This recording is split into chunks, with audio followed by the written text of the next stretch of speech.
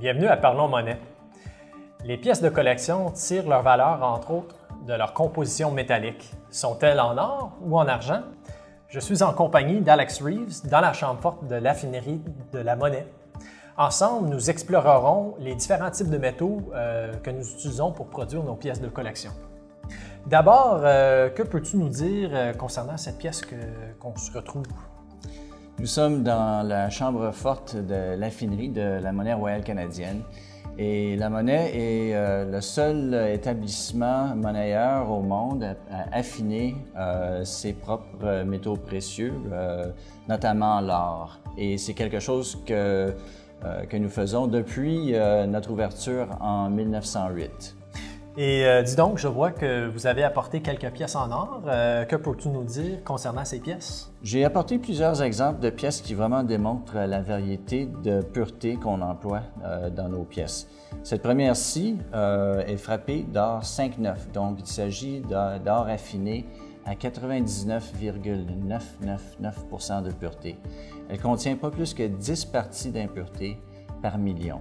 Donc c'est de l'or très pur. Et cette pièce très exclusive se détaille juste en bas de 1 000 $ l'exemple. Ensuite, j'ai une pièce qui est affinée à 99,99 %. Encore la monnaie était la première en 1982 à affiner l'or à ce degré-là. Et c'est vraiment, ça représente vraiment le standard de nos pièces en or pur qu'on vend à nos collectionneurs. Et finalement, on a une variété un peu plus abordable. Il s'agit d'or 14 carats. Donc, c'est une pièce qui contient juste un peu plus que 50 % d'or, mais c'est une option très abordable pour nos collectionneurs qui aimeraient avoir ou ajouter une pièce en or à leur portefeuille. D'accord. Passons maintenant à l'argent.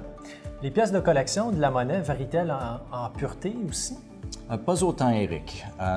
En fait, on a vraiment là, un standard de pureté pour l'argent pur présentement. C'est 99,99 % de pureté. Donc, je détiens ici une pièce en argent fin et c'est à ce degré de pureté qu'elle est affinée.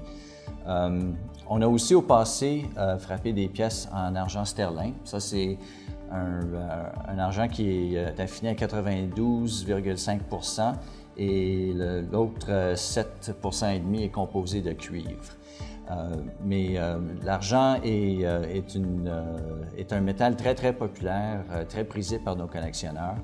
Et ça frappe des merveilleuses pièces, puis ça donne une chance à nos collectionneurs d'ajouter un métal précieux à un prix très abordable dans leur portefeuille de pièces de collection. La monnaie utilise-t-elle d'autres types de métaux dans ses pièces de collection? Certainement, Éric. La monnaie frappe des pièces avec une variété de métaux. Prenons par exemple le platine. On en fabrique quelques variétés par année et elles sont affinées à 99,95 %, ce qui est le standard de l'industrie pour le platine. Allons donc à l'autre extrême. Nous avons des pièces en acier plaquées de nickel qui produisent des pièces qui sont extrêmement abordables, que vraiment les collectionneurs débutants achètent souvent, sont très populaires. On fabrique aussi des pièces au passé en palladium. On en a fait avec du bronze et du cuivre. Et c'est très fortement possible qu'on puisse se fier sur ces métaux-là, encore une fois, à l'avenir pour produire de nouvelles pièces. Et où les collectionneurs peuvent-ils se renseigner sur la composition de leurs pièces? Les collectionneurs peuvent visiter monnaie.ca pour obtenir de l'information sur tous nos produits. Chaque pièce a une page de spécification.